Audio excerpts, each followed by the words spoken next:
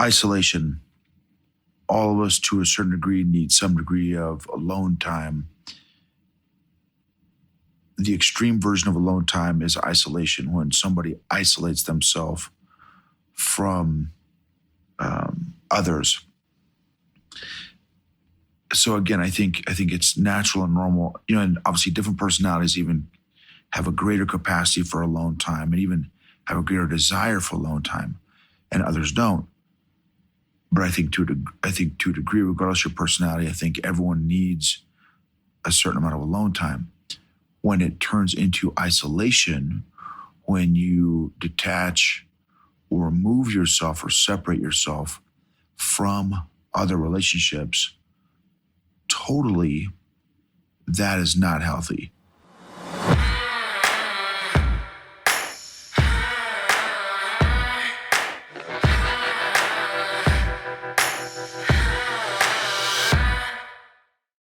Leaders and influencers, so many takeaways. Isolation. So I think all of us, to a certain degree, need some degree of alone time. The extreme version of alone time is isolation, when somebody isolates themselves from others. So again, I think it's natural and normal, and obviously different personalities even have a greater capacity for alone time and even have a greater desire for alone time, and others don't. But I think to a degree, regardless of your personality, I think everyone needs a certain amount of alone time.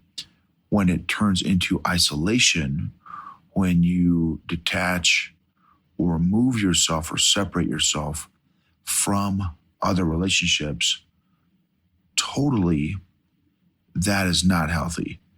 And the feeling. So it's one thing to be alone, to choose to be alone, again, for a certain period of time, to recharge, that kind of thing. It's a whole nother thing to feel alone.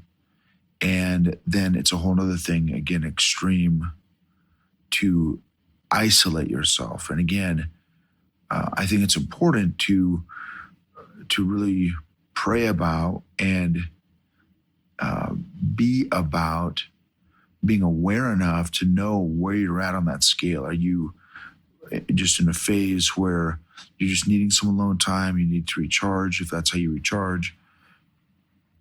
Do you feel alone? And or are you beginning to isolate yourself from others? And my prayer for all of us is that we are becoming aware enough, if and when we begin isolating ourselves from others, because again, that's not healthy. God wired us for relationships. And again, I understand that we're, based on our personality, we have a variety of bandwidth, relational bandwidth. Sanguines probably have more of a relational bandwidth, whereas, maybe, phlegmatic melancholics don't have as much bandwidth or relational capacity. And cholerics too. So anyway, there's a scale, right? And there's no right or wrong.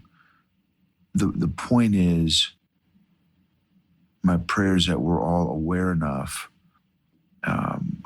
self-aware enough, and others aware enough when, I want to be able to catch myself early on. Okay, I'm feeling alone. And I'm not saying necessarily that's even the progression or the, because it's not necessarily that if you feel alone, then the next step is isolation. I think that's maybe one path to get to isolation, but there could be a myriad of others: rejection, depression, maybe anger. There's a lot of emotions that could probably lead to isolation. But my prayer is that we all recognize in ourselves when we begin to isolate ourselves, and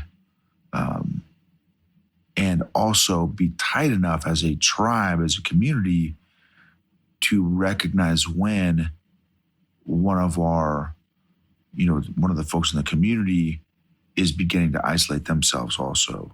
And obviously, the sooner that we recognize that in each other, the better, so that we can reach out, pray for each other, because again, God did not design us to be isolated. And I just think about the history of the world as we know it. How far back does poetry go? How far back do love songs go? Right? How far back do relationships go? Does marriage go? Like, to say that relationships is a fundamental aspect of being human is an understatement. And so isolation is almost the antithesis of the human experience. So anyway, that's my takeaway, because the other dynamic is if and when that begins to happen in, let's say, in myself, well, that's absolutely going to impact every other area of my life, my faith, my family, my business, everything. It's going to, relationships, obviously. So anyway, that's just my leadership takeaway. So we can change the world by changing your world, by changing you.